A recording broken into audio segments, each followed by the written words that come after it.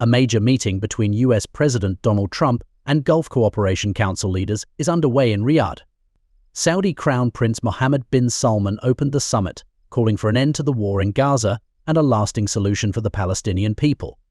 He also stressed the need for diplomatic solutions in Yemen and Sudan, while praising strong Gulf-US ties. Trump took the stage next, praising the Gulf states for their unity, friendship, and rapid progress in the region. He vowed to confront aggression that threatens us all, criticizing the Biden administration for empowering Iran and promising to deal only if Tehran halts terror support and nuclear ambitions. On Gaza, Trump thanked GCC nations for their role in seeking peace and called for the release of all hostages. He also mentioned potential US steps toward normalizing ties with Syria and supporting peace in Lebanon.